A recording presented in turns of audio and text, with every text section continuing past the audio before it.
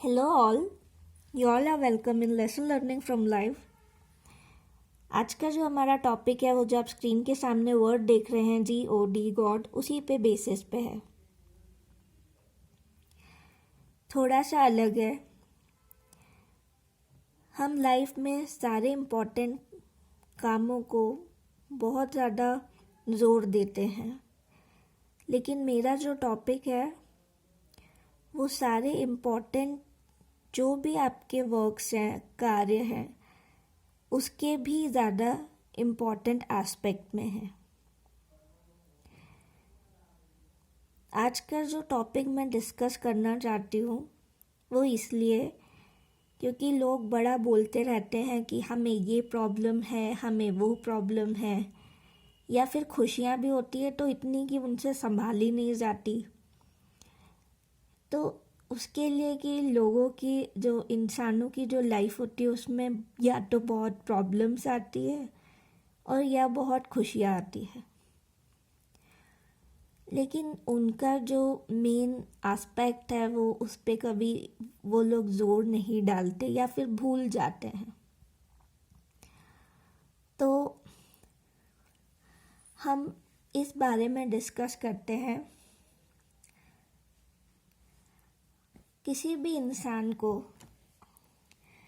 चाहे वो कितना भी बिजी हो या कितना भी फ्री हो, उसे एक शांत जगह जाके आंखें बंद करके अपने अंदर की दुनिया को महसूस करना चाहिए कि जो क्रिएटर है, दैट मीन्स गॉड, जिसने उसे बनाया, उनका ध्यान करना चाहिए, उनको महसूस करना चाहिए। थोड़ी देर के लिए उस शांति को महसूस करना चाहिए और उस समय कोई विचार नहीं करना चाहिए, ना कुछ सोचना चाहिए, ना किसी बारे में चिंता करनी चाहिए। सिर्फ खुद को देखना चाहिए, थोड़ी देर खुद को महसूस करना चाहिए।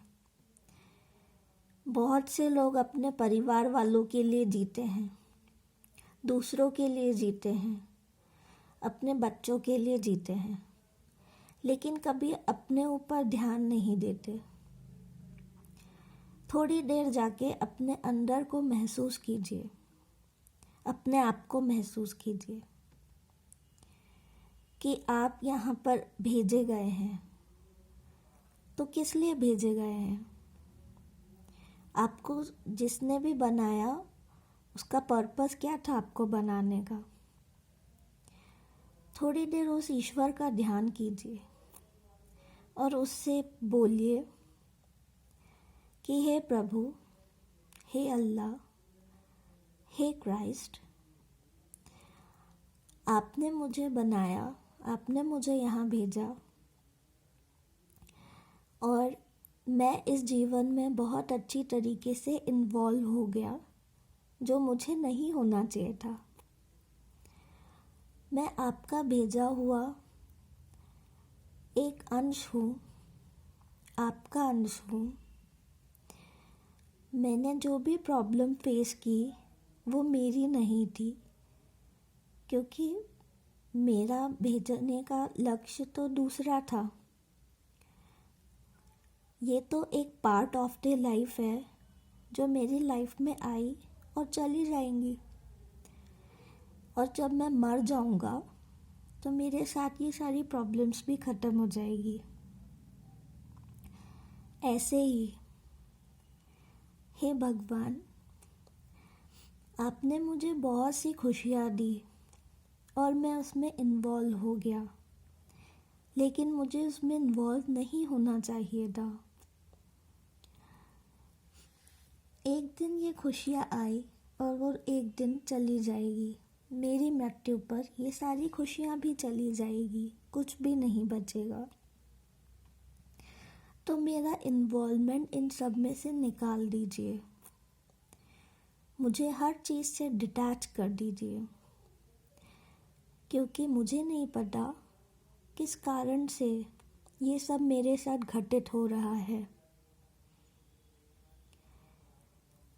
जीवन में आप उस शांति को अपने अंदर जब महसूस करते हैं तब आपको अपनी सच्चाई पता चलती है। जीवन में आपके पास कितना भी इम्पोर्टेंट वर्क क्यों ना हो, भले से ही कल आपका बहुत इम्पोर्टेंट एग्ज़ाम हो, भले से ही आपका बहुत खुशनुमा फेस्टिवल हो, या फिर कुछ भी ऐसी चीज़ हो जो आपके लिए बहुत इम्पोर्टेंट है। अरे ये तो बहुत इम्पोर्टेंट है, कल तो मेरा ये है, कल तो मेरा वो है, ये मैंने नहीं किया तो मुझे वो ओहदा नहीं मिलेगा और मैं पीछे रह जाऊंगा और मेरा इंक्रीमेंट नहीं होगा, तरह तरह की बहुत सारी चीज़ें। और अगर वो होता है और उसमें अगर आप सफल हो जाते हैं तो वो खुशियाँ भी कुछ ही देर के लिए होती है, फिर वो गायब हो जाती है।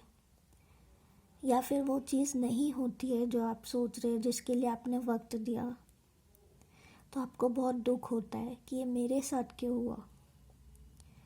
लेकिन आप इस दौर में कुछ ही सीमित दायरे तक हैं, आपको इसके आगे का कुछ पता ही नहीं।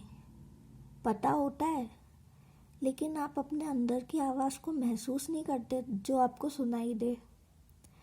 आप उन चीज़ों में इतना इन्वॉल्व हो जाते हैं कि वही चीज़ें आपके दिमाग में घूमती रहती है। अगर आप उस औरे से बाहर की तरफ आएंगे तब आपको पता चलेगा कि आपके अंदर असीमित चीज़ें हैं जो आपको सुनाई देंगी। जैसे कि हमारी पृथ्वी पर कुछ हद तक औरे होते हैं, उसको पार करते करते करते जब हम उन सबको पार कर लेते हैं तो हमें बहुत बड़ा ब्रह्मांड दिखाई देता है जो असीमित है, जिसका कोई अंत नहीं। और ऐसे ही हमारे अंदर भी यही है। इसीलिए सोने से पहले हमें बोला जाता है अपनी आंखें बंद करके चीज़ों को रिवाइज कर लो ताकि वो चीज़ें तुम्हें याद रहे। ये एक बहुत अच्छा तरीका है लर्निंग का। लेकिन उसके बाद आपको ये भी बोलना है कि हे प्रभु, आज का दिन आपने बहुत अच्छा निकाला, चाहे कैसा भी हो वो तो निकल गया। भगवान ने तो कोई आपका वैसा दुख या वैसी प्रॉब्लम्स क्रिएट नहीं किए, वो तो सब एक इंसानी हरकतें हैं। तो जैसी भी सिचुएशन हो, भले से आप जेल में क्यों नहीं बैठे हो, आपको यही बोलना चाहिए कि हे ईश्वर, आज का दिन बहुत अच्छा था, मैं कल के सुखद दिन के लिए इंतज़ार में हूँ और मुझे पूरा यकीन है कि वो भी आप बहुत अच्छा निकालेंगे। दूसरा, कि मुझे कोई फ़र्क नहीं पड़ता कि मेरे साथ जो भी घटित हो रहा है, क्योंकि वो तो मेरा है ही नहीं। मुझसे ज़्यादा आपको पता है कि मेरे लिए क्या अच्छा है, तो क्या पता मेरे साथ आगे बहुत अच्छा होना हो।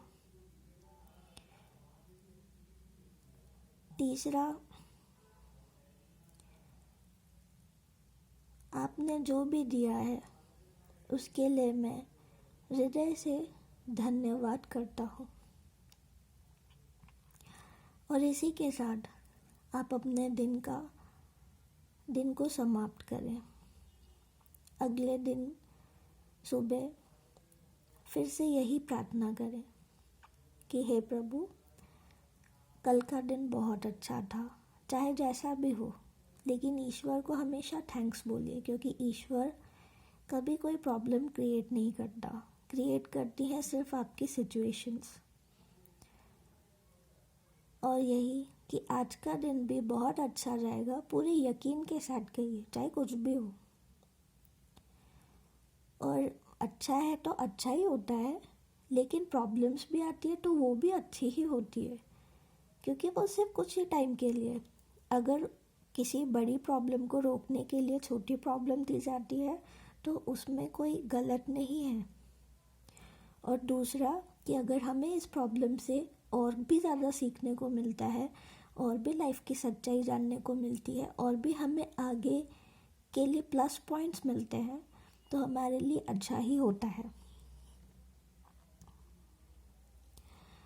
तो ये एक छोटा सा मेरा लर्निंग है, और ये जहाँ तक है हमारे आखिरी पड़ाव तक यही काम आएगा।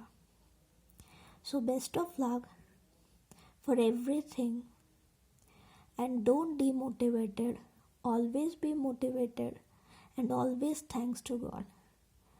अगर आपको ये वीडियो पसंद आया तो लाइक कीजिए, शेयर कीजिए as maximum as you can, and please also subscribe.